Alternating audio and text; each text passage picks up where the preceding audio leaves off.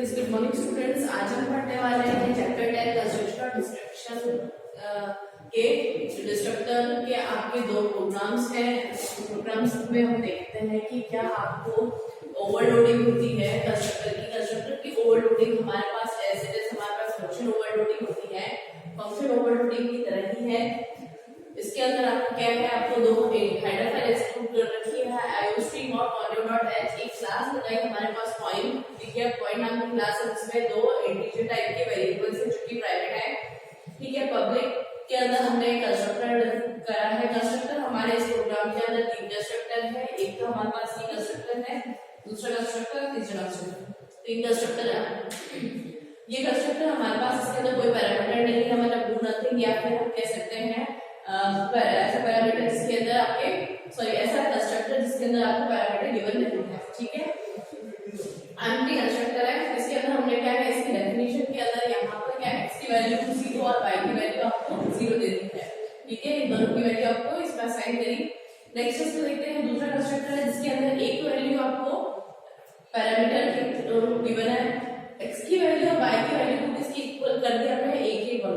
a की value जो होगी हमारे वो y की वैल्यू भी होगी और वही हमारे पास क्या है, x की वैल्यू भी होगी, ठीक है। ये हमारे पास सेकंड कंस्ट्रक्टर जिसमें सिंगल आपको पैरामीटर दे रखा है।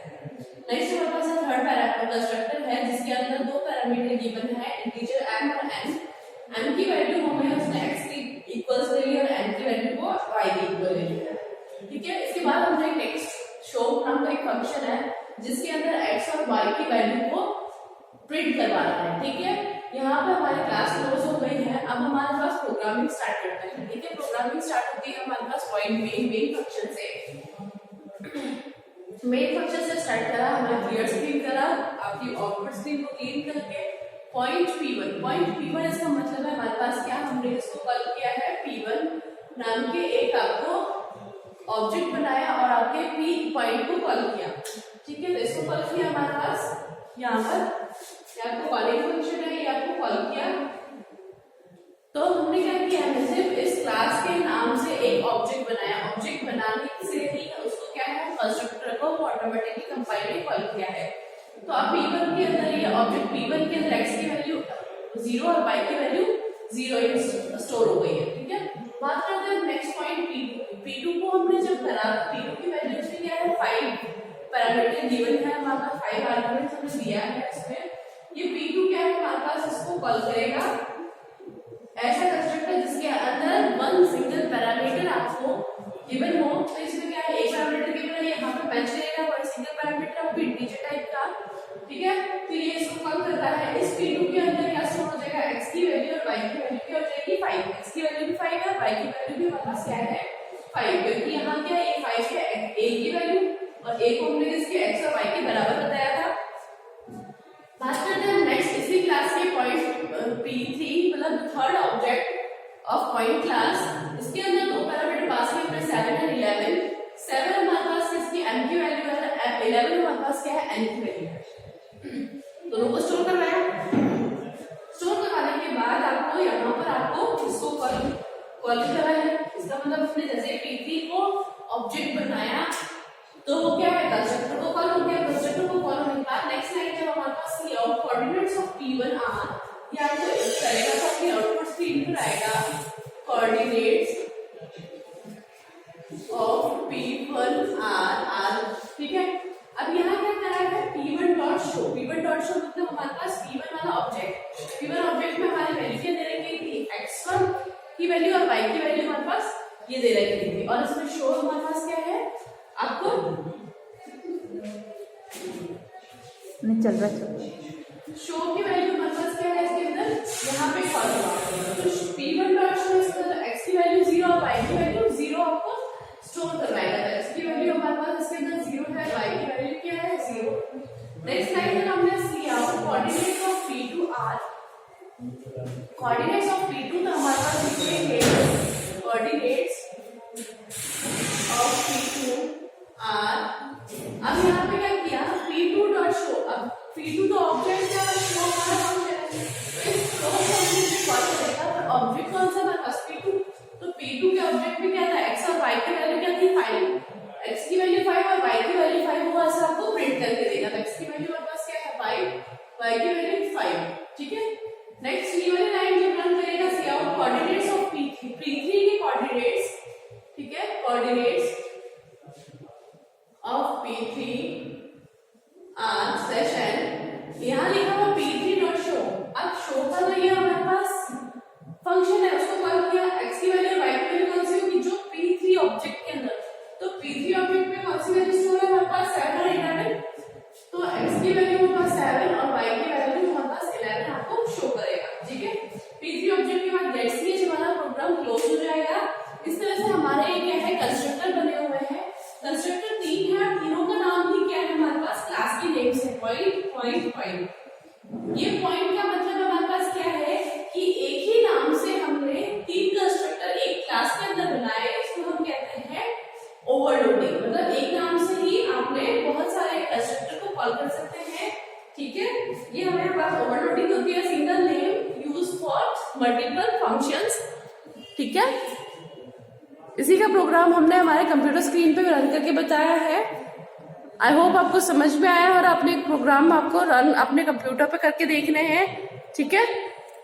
यस, तो हमारा नेक्स्ट प्रोग्राम है जो हमारे पास कंस्ट्रक्टर ओवरलोडिंग पे है।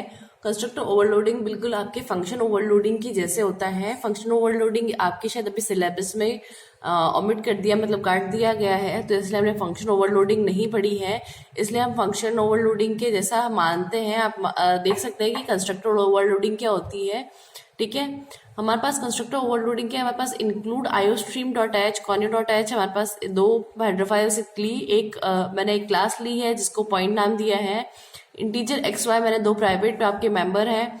नेक्स्ट हमारे पास क्या है, पब्लिक सेक्शन में हमारे क्या है पॉइंट, आपकी जो खाली ब्रैकेट है इसका मतलब है हमारे पास ये कंस्ट्रक्टर पॉइंट नाम की मतलब क्लास के नाम का एक फंक्शन बनाया, ये क्या मतलब है कंस्ट्रक्टर है। और अगर कोई दूसरा फंक्शन बनाते हैं हम कोई सा भी दूसरा नाम का, तो वो हमारे डाटा मेंबर फंक्शन होता उस क्लास का, और उसको हम उसी नेम से अलग अलग नेम से अलग पैरामीटराइज से वो फंक्शन को कॉल करता। पर हम बात करें कंस्ट्रक्टर की, तो ये हमारे क्लास के नेम के जैसा है, और इसमें क्या है, ये हमारे पास डू नथिंग वाला आपके कंस्ट्रक्टर है, मतलब इसमें कोई भी पैरामीटर नहीं होता है।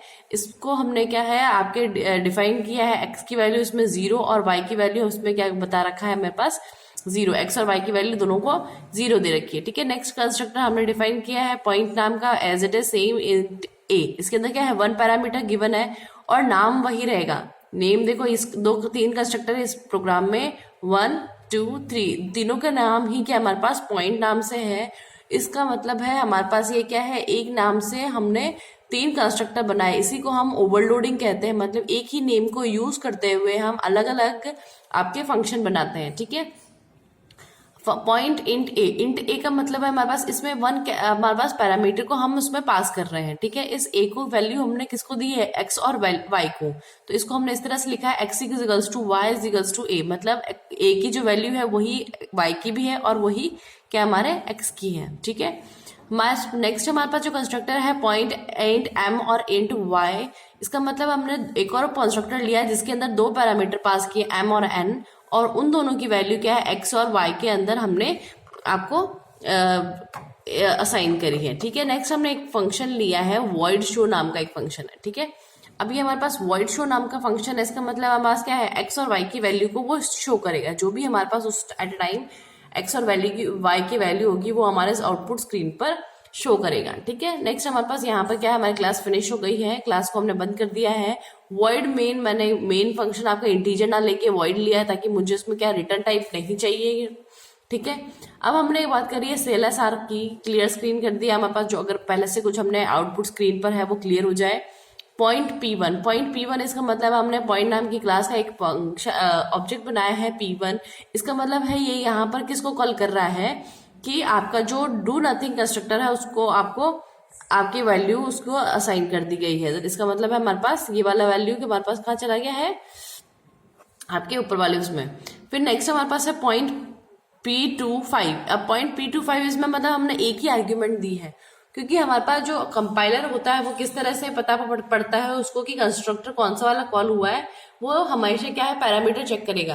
इसके अंदर एक पैरामीटर है जो कि क्या है हमारे पास इंटीजर टाइप का है, तो वो ये देखेगा कि किस फंक्शन के अंदर हमारे पास एक इंटीजर वैल्यू पास करी गई है। तो ठीक है, हमारे पास इसने हमने फंक्शन कौन सा बनाया है, ये वाला इंट ए, मतलब एक ही इसमें पैरामीटर है। अगर वो ये भी चेक करता, पर वो ये चेक करता, तो यहाँ पे क्या था, दो इंटीजर, दो आपके वैल्यू को असाइन दिया हुआ, और उसमें क्या था, एक भी नहीं था। ठीक है, इसके लिए हमने क्या किया, 5 किसकी वैल्यू हो जाएगी, x की वैल्यू और y की वैल्यू दोनों की कितनी हो जाएगी, 5 हो जाएगी। अब बात करते हैं हम नीचे P3, हमने एक फंक्शन बनाया, P3 नाम का एक आपका वापस से एक ऑब्जेक्ट बनाया, और जिसके अंदर 7 और 11 आपके दो आपकी वैल्यू को स्टोर करवाइए। जो पैरामीटर हमने पास करा है वो कहाँ चला जाएगा, इंट m और इंट y के अंदर, क्योंकि इसके अंदर दो पैरामीटर है। और यहाँ पे कौन सा कंस्ट्रक्टर है जिसमें दो पैरामीटर है, ये वाला, तो ये इसको भी देगा। m की वैल्यू हमारे पास 7 और n की वैल्यू 11 हो जाएगी, जो x और y को वो असाइन करेगा। ठीक है, अब इसके बाद वो लिखेगा कि cout coordinates of P1 r, हमारे जो कोऑर्डिनेट्स है P1 के, तो हमने उसको कॉल किया P1 डॉट शो। अब P1 हमारे पास ये ऑब्जेक्ट है, ये वाला। ठीक है, इस ऑब्जेक्ट के हमारा x की वैल्यू और y की वैल्यू 0 थी, इस ऑब्जेक्ट की हमें पता है कि क्या है, और शो मतलब हमारे पास x और वैल्यू को, y की वैल्यू को शो करना है, तो x की वैल्यू 0 और y की वैल्यू 0 असाइन शो होगी हमें। ठीक है, नेक्स्ट हम बात करते हैं फिर वापस से नेक्स्ट लाइन कौन सी, कोऑर्डिनेट ऑफ P2 की वैल्यू को, कोऑर्डिनेट्स क्या है हमारे पास वो देखेगा।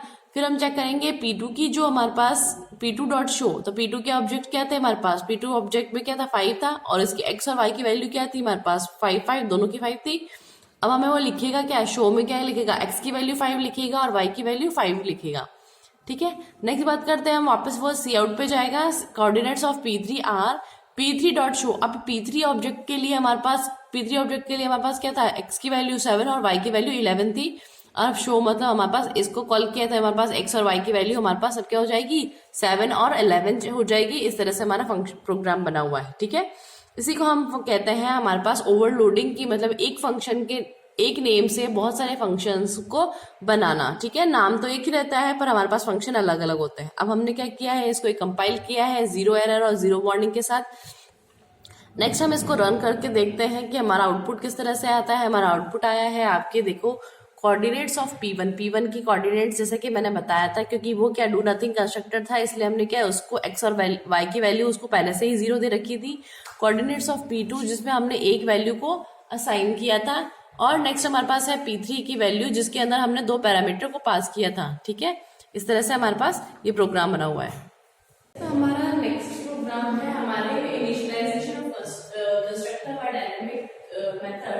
डायनामिक मेथड से कंस्ट्रक्टर को आपके वैल्यूज को बता सकते हैं। तो मतलब है हम हमारा पहले हमने इनिशियलाइजेशन करा था, वो हमारे पास क्या था, इम्प्लिसिट मतलब हमने प्रोग्राम में ही उसकी वैल्यूज को, मतलब उसके पैरामीटर जो हम पास कर रहे थे उसको प्रोग्राम में लिखा था। अब हम जो बात कर रहे हैं डायनामिक, इसका मतलब हमारा बाहर की एक्सप्लिसिट है, उसको आपके यूजर के थ्रू, कीबोर्ड के थ्रू आपको वैल्यूज को बताएंगे कि कौन सा वैल्यूज के किस तरह से निकालना है एरिया। ठीक है, इसके अंदर हमने क्या किया है, आपको निकालने हैं दो एरियाज के बारे में हमने बात करी इस प्रोग्राम के अंदर, एक तो सर्कल के आपके और एक रेक्टेंगल के एरिया के बारे में। ठीक है, इसके अंदर हमने दो हेडर फाइल्स इंक्लूड करी है। दो हेडर फाइल इंक्लूड करने के बाद हमने क्लास ली है शेप नाम की। ठीक है, इसके अंदर मैंने 3 फ्लोट लिए हैं। फ्लोट हमारे पास लेंथ और ब्रेड्थ रेक्टेंगल के लिए, फ्लोट हमने लिया है रेडियस ताकि सर्कल के लिए, और फ्लोट हमने लिया है एरिया हमारे पास जो हमने स्टोर करना है। ठीक है, इस तरह से हमने क्या है, फ्लोट लिए हैं, सब सारे आपके वेरिएबल्स। फिर हमारे पास क्या है, आपके पब्लिक डिफाइन करी है। पब्लिक के बाद हमने क्या है, एक शेप नाम का आपका कंस्ट्रक्टर बनाया है। ये है हमारे पास डू नथिंग या फिर एम्प्टी कंस्ट्रक्टर है, मतलब हमारे पास इसके अंदर कोई सी भी वैल्यू या कोई सा भी पैरामीटर पास नहीं करा हुआ है। इसको हमने यहाँ बनाया, यहाँ क्लोज भी कर दिया, बनकर ओपन ब्रैकेट और क्लोज ब्रैकेट दोनों यहीं पे है। नेक्स्ट हमारा सेकंड कंस्ट्रक्टर है जो आपके एक वेरिएबल लेता है, वेरिएबल आर। इसका वेरिएबल आर हमारे पास क्या होता है, radius. Radius, clear radius R. Area is equals to, area का फॉर्मूला लगाया हमने रेडियस का 3.14 मल्टीप्लाई आर। जो हम वैल्यू आर की देंगे बाय कीबोर्ड, तो हम इसको क्या है मल्टीप्लाई करेंगे और ये हमारा एरिया ऑफ आपका सर्कल आ जाएगा। नेक्स्ट बात करते हैं हम इस शेप कंस्ट्रक्टर की।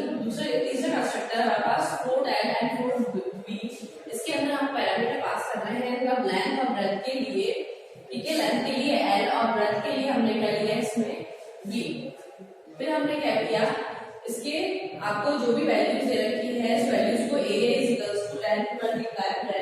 आपको वैल्यूज को लिया है, ठीक है। तो रेडियस की वैल्यू हमारे पास ये है हमारे पास, ठीक है।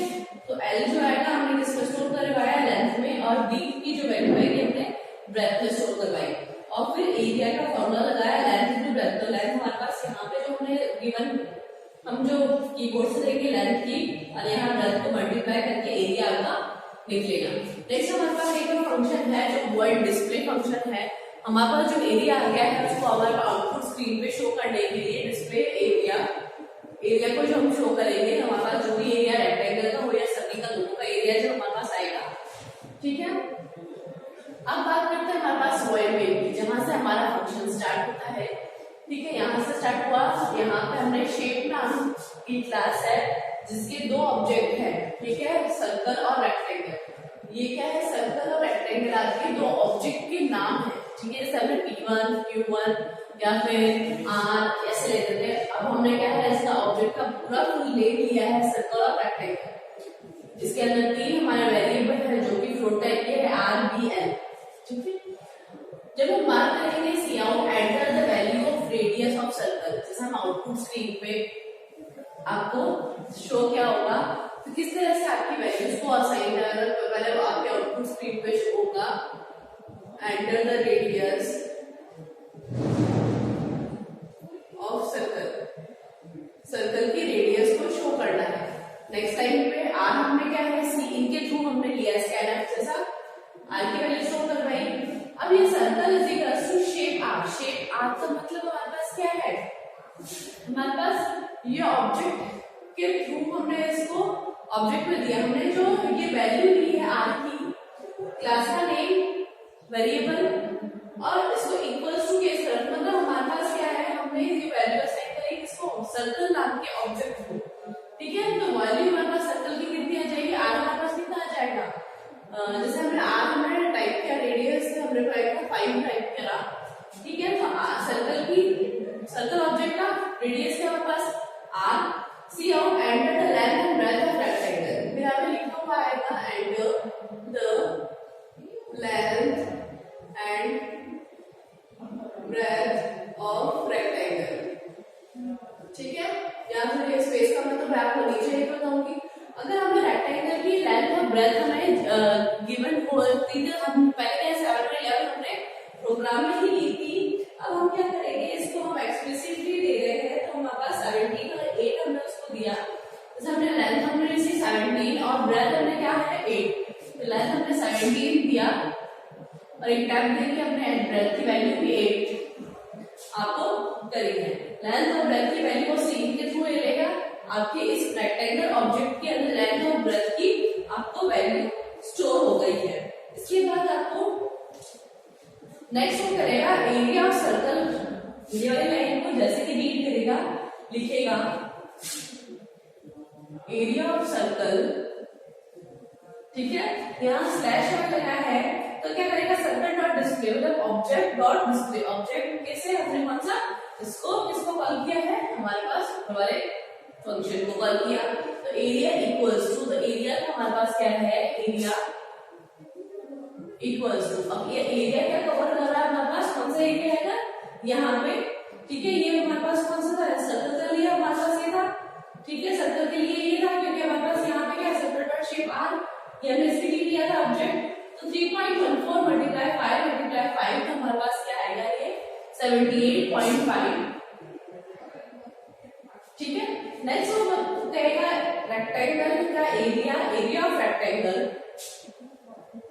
Area of rectangle. अब उसमें क्या है, रेक्टेंगल डॉट डिस्प्ले। अब ये रेक्टेंगल डॉट डिस्प्ले भी किसको कॉल कर रहा है हमारे पास, इसको कॉल कर रहा है, ये ऑब्जेक्ट भी रेक्टेंगल ऑब्जेक्ट भी आपको इसको कॉल कर रहा है, ठीक है। ऑब्जेक्ट को कॉल किया, यहाँ पे क्या एरिया इक्वल्स टू, तो हमारे पास इसका रेक्टेंगल और ऑब्जेक्ट के लिए हमारे पास क्या था, हमारे पास ये फंक्शन लेंथ टू ब्रेथ। तो ये हमारे पास क्या था, लेंथ हमारे पास कितनी आई 17 और हमारे पास 8, तो 17 मल्टीप्लाई 8 कितना हो जाता है हमारे पास 136। तो हमारे पास आएगा एरिया इक्वल्स टू 136, ठीक है। तो एरिया ऑफ रेक्टेंगल हमने निकाल लिया, एरिया ऑफ सर्कल हमने निकाल लिया। हमने देख लिया इससे पहले वाले कंस्ट्रक्टर था इम्प्लिसिट, और ये हमारा एक्सप्लिसिट। हमारे पास रेक्टेंगल जब हम कीबोर्ड को यूज करते हैं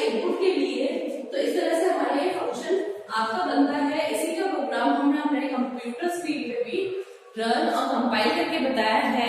आप भी अपने कंप्यूटर पे ये एक बार रन करके देखिए, उसके बाद आपको नोटबुक तैयार करनी है आपकी, प्रैक्टिकल रिकॉर्ड रेडी करना है, ठीक है। इसी का प्रोग्राम है इसके बाद।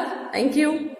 ये हमारा एक और अलग प्रोग्राम है जो कि हमारे पास कंस्ट्रक्टर पे बेस्ड है, पर ये क्या होता है, हमारे पास ऑब्जेक्ट्स को डायनामिकली इनिशियलाइज करेंगे। इसके अंदर हमने ज़्यादा एक्सप्लिसिटली जब हम बात करते हैं, मैंने इम्प्लिसिट और एक्सप्लिसिट दोनों ही तरह से आपके पैरामीटर को स्टोर करवा सकते हैं। इम्प्लिसिट का हमने देख लिया था, ये हमारे पास है। एक्सप्लिसिट मतलब आपको डायनामिकली इनिशियलाइज, मतलब बाहर की तरफ से आप यूजर इनपुट दे सकते हैं इसके अंदर, ठीक है, कंस्ट्रक्टर के आपको। तो हम बात करते हैं, हम दोनों की हेडर फाइल्स इंक्लूड कर दी। एक क्लास ली है शेप नाम की, फ्लोट मैंने लिए हैं जिसमें लेंथ, ब्रेथ, रेडियस और एरिया। मैं इसमें क्या करूंगी, एक आपको एरिया ऑफ रेक्टेंगल निकालेंगे, एरिया ऑफ सर्कल, ठीक है, ये सब आपको उसमें निकालना है, ठीक है। इसके लिए मैंने क्या है, दोनों सब आपके फ्लोट टाइप लिए हैं, ठीक है। फिर बाद में पब्लिक में लिया है शेप नाम का कंस्ट्रक्टर लिया है, क्योंकि क्लास के नेम का कंस्ट्रक्टर है। ये डू नथिंग कंस्ट्रक्टर है जिसके अंदर मैंने कुछ भी आपको पैरामीटर्स नहीं दिए हैं या फिर कुछ भी उसको टास्क परफॉर्म नहीं करनी है। नेक्स्ट मैंने शेप लिया है आपको फ्लोट टाइप का, जो कि आर एक सिंगल आपका पैरामीटर पास होगा, जिसके अंदर रेडियस हमारे पास, ये जो आर है वो किसके अंदर स्टोर होगा, आपके पास रेडियस के अंदर। आर जो हमें गिवन होगा, जो यूजर इनपुट करेगा वो रेडियस के अंदर आ जाएगा, आर की वैल्यू। फिर वो एरिया निकालेगा 3.14 इंटू आर, ठीक है। ये आपके शेप का आपके फंक्शन क्लोज हो गया। नेक्स्ट हमारे पास जो कंस्ट्रक्टर है हमारे पास, ये आपका फ्लोट एल और फ्लोट बी, ब्रेथ, लेंथ और ब्रेथ के लिए मैंने दो लिए हैं, एल और बी। लेंथ को मैंने एल की वैल्यू जो लेंथ में स्टोर करवाई और बी की वैल्यू ब्रेथ में स्टोर करवाई, और एरिया को हमने लिखाया है, एरिया इसका निकालेंगे, लेंथ प्लस ब्रेथ हमारा एरिया ऑफ रेक्टेंगल का फॉर्मूला लगाया है। बाद में नेक्स्ट फंक्शन है हमारे पास डिस्प्ले का, ठीक है। डिस्प्ले के अंदर हमने क्या, एरिया को वो डिस्प्ले करे, जो भी हमने एरिया कैलकुलेट करे हैं, या फिर अपने सर्कल का एरिया हो या फिर हमारे पास रेक्टेंगल का एरिया हो, दोनों ही एरिया के लिए हमारे पास क्या है, एक ही एरिया का फॉर्मूला हमने उसको डिस्प्ले करवाएंगे, ठीक है। अब बात करते हैं हम वॉइड मेन की, जहां से हमारा प्रोग्राम स्टार्ट होता है। वो स्टार्ट करेगा शेप, सर्कल और रेक्टेंगल, तीन तरीके के आपके शेप नाम की तो क्लास है, सर्कल और रेक्टेंगल दो तरीके के आपके ऑब्जेक्ट है, ठीक है, दोनों ऑब्जेक्ट है। इस ऑब्जेक्ट के बाद हमने फ्लोट लिया है, मतलब तीन तरीके के हमने आर, एल, बी, ये फ्लोट टाइप के आपके वेरिएबल्स लिए हैं। नेक्स्ट हमने cout, enter the radius of the circle. First वो आपको पूछेगा enter the radius of circle. हमारे पास जो सर्कल जिसका एरिया फाइंड करना है, उसकी रेडियस हमें बाय कीबोर्ड से इनपुट करना है। तो हमारे पास क्या है, ये हमारे पास आर की वैल्यू को इंसर्ट करवाएगा। सी इन मतलब हमारे पास scanf जैसा काम करता है, सी इन, तो आर की वैल्यू वो अपन से यूजर से लेगा, ठीक है। और फिर ये आर की जो वैल्यू है यूजर से जो ली है, ठीक है, वो शेप आर मतलब आपकी जो क्लास का नेम है, और आर हमारे पास जो आर्ग्यूमेंट है, ठीक है, जो हमने आर्ग्यूमेंट किसमें लिया है, आपके कीबोर्ड से, उसको किसको दिया, हमारे सर्कल को, ठीक है। सर्कल को हमने उसकी वैल्यू को असाइन करा, क्योंकि इक्वल्स टू का साइन है, मतलब असाइनमेंट है। फिर वापस वो कह रहा है लेंथ और ब्रेथ की वैल्यू पूछ रहा है। लेंथ और ब्रेथ में हमने एल और बी को दिया, और आपकी जो लेंथ और ब्रेथ है उसको किसको असाइन कर रहे हैं, रेक्टेंगल को असाइन कर रहे हैं, ठीक है। रेक्टेंगल को ऑब्जेक्ट है हमारे पास, रेक्टेंगल नाम का ऑब्जेक्ट, उसको असाइन कर रहे हैं, ठीक है। बाद में हम बात कर रहे हैं cout area of circle. Area of circle के लिए हमने क्या किया है, हमारे पास सर्कल डॉट डिस्प्ले। अब हमारे पास क्या है, पहले तो हमने जब इसको कॉल किया था, जब यहाँ पे circle is equals to shape r था, circle is equals to shape r, इसका मतलब है हमने क्या वैल्यू ली है, अगर हमने पास बुक की माने तो हमने क्या आर की वैल्यू 5 दी है, 5 दी हमने यहाँ पे स्टोर करवाया। उसके आर की वैल्यू उसने कहाँ स्टोर करी थी, सर्कल के अंदर स्टोर करी थी, ऑब्जेक्ट सर्कल के अंदर स्टोर करी, और फिर यहाँ एरिया कैलकुलेट कर लिया, ठीक है। ये एरिया कैलकुलेट करके उसने अपने पास रख लिया। जब बात करी हमने फ्लोट की, जब हमने एल और बी हमने इंसर्ट करवाया था with the help of keyboard, तो उसने क्या किया था, एल और बी की जो वैल्यू है वो किसमें, रेक्टेंगल वाले ऑब्जेक्ट में स्टोर करी थी और एरिया निकाला था, ठीक है। अब हम बात कर रहे हैं डिस्प्ले की, ठीक है। जब डिस्प्ले कर रहे हैं तो हमारे पास किस तरह से लिखा हुआ है, हमारे पास देखो, फर्स्ट हमारे पास लिखा हुआ है rectangle dot circle dot display, मतलब सर्कल का एरिया लिखेगा, एरिया ऑफ सर्कल, और सर्कल डॉट डिस्प्ले। सर्कल तो हमारा क्या ऑब्जेक्ट है, ऑब्जेक्ट डॉट आपका डिस्प्ले फंक्शन को उसने कॉल किया, डिस्प्ले फंक्शन को कॉल किया, तो एरिया हमारे पास क्या आ जाएगा, जो भी हमने 5 दिया था उसका एरिया कैलकुलेट करेगा, 3.14 मल्टीप्लाई 5 उसको कैलकुलेट करके यहाँ एरिया की वैल्यू आपको शो करेगा। नेक्स्ट हम बात करेंगे, फिर वो लिखेगा एरिया ऑफ रेक्टेंगल, फिर रेक्टेंगल मतलब हमारे पास रेक्टेंगल आपका ऑब्जेक्ट है, डॉट डिस्प्ले, डिस्प्ले को वापस कॉल किया इसने, और फिर वो क्या है वहां पर जो एरिया कैलकुलेट किया था हमने इससे पहले, ठीक है, मतलब L/B, तो वो आपको यहाँ पर डिस्प्ले करेगा। ठीक है, इसके बाद हमने गेट CS से हमारे प्रोग्राम को क्लोज कर दिया है। अब बात करते हैं हम इसकी कंपाइलिंग की। तो कंपाइलिंग करा था हमने, क्या किया, वार्निंग और 0 एरर है हमारे पास, कोई भी नंबर प्रेस किया तो आपके। अब हमने बाद में क्या करेंगे, रन करेंगे। रन करने के बाद वो पूछ रहा है हमारे पास enter the radius of circle. ठीक है, तो हमें कोई सा भी आपके रेडियस दे सकते हैं। फर्स्ट हम बुक की बात कर लेते हैं कि बुक में किस तरह से गिवन है। जैसे हमारे पास अगर आप चेक करना चाहते हैं 5 हमें गिवन है, रेडियस एंटर किया, लेंथ और ब्रेथ वो हमें पूछ रहा है, तो आपकी बुक में 17, ठीक है, और आपको क्या दे रखा है 8। हमने लेंथ अपने 17 दिया और ब्रेथ हमारे पास क्या है 8, एंटर किया तो वो आपको कैलकुलेट करके दिखेगा। देखो एरिया ऑफ सर्कल 78.5 और एरिया ऑफ सर्कल हमारे पास है 136। ठीक है, इसका मतलब हमारे पास प्रोग्राम है आपके बिल्कुल सही है। इसको हम वापस से एक बार आपके दूसरा भी देख सकते हैं कि हमारे पास एंटर द सर्कल का रेडियस हमें वापस से क्या करना है, आपको इंसर्ट करवानी है। तो एरिया एंटर सर्कल को एरिया देंगे हम, तो क्या लिखना चाहे हम, जैसे हमने 4 टाइप किया, कीबोर्ड से 4 टाइप किया, एंटर किया, लेंथ और ब्रेथ हमने फाइंड करी 5 और दूसरी हमने दी 8, लेंथ हमारे पास 5 और 8 हमारे पास लेंथ दी, ब्रेथ दी है, एंटर किया तो आपको सर्कल का एरिया और रेक्टेंगल का एरिया दोनों का फाइंड आउट करेगा। ठीक है, दोनों का करा और आपको प्रॉब्लम टास्क जो परफॉर्म करके दी है। ठीक है, इस तरह से हमारे पास ये हो गया हमारे पास डायनामिक इनिशियलाइजेशन का प्रोग्राम।